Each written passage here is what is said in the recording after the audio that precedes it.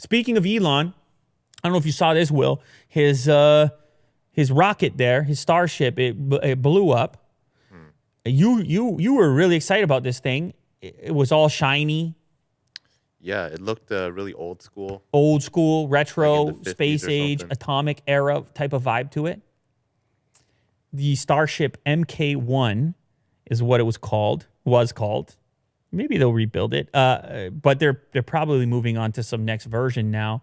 It was undergoing some testing, which is part of the process of developing something like this. It was undergoing some testing for extremely low temperatures. It blew its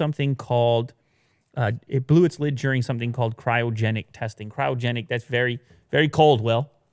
And you do this type of testing, of course, to replicate the type of situation you're going to encounter if you were a spaceship. Well, some of you might encounter. Yeah. Cold temperatures. And so this thing blew up during this testing. It's unfortunate, but fortunate. It's one of those situations where Elon came out and said, that's sort of the point of this testing, is you're almost trying to push it till it breaks so that you can avoid in your next version. You're almost, it's kind of like the Galaxy Fold. Except you can't buy the Starship, but you're testing in public, sort of. Everybody's got their eyes on this, and you're testing in public. So apparently now they go back to the drawing board with the new information they've gathered via this test, and they improve the MK3 design. So Elon's quote here regarding the MK1's value is that it was a manufacturing pathfinder. I love that terminology. A manufacturing pathfinder. This episode of Lou Later is a content pathfinder. A content development pathfinder. We don't know where we're going. We're looking for a path, but that's the part you're looking for. In other words, Will, nothing is a finished product in human culture and technology. Yeah. It's always just looking. We're always... It's a voyage. Really. Yeah. The frontier. Yeah.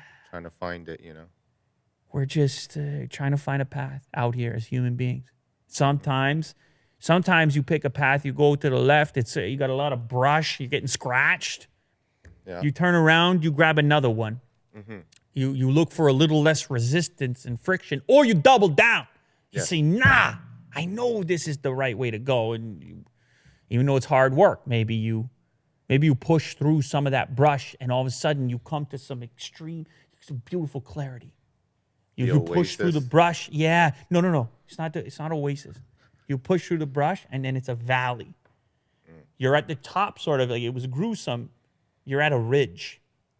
Okay, it's rocky, but you look down and you see a beautiful, fertile valley. You know what a fertile valley looks like? Lush. Yeah, it's green. Yeah. You didn't see green for a while because you were in the bush getting scratched up. You didn't know if it was going to happen. So anyway, he's on a similar path except to space, and this was a manufacturing pathfinder, noting that flight design is quite different. Once you got to start going for flight, once you start talking about space is hard.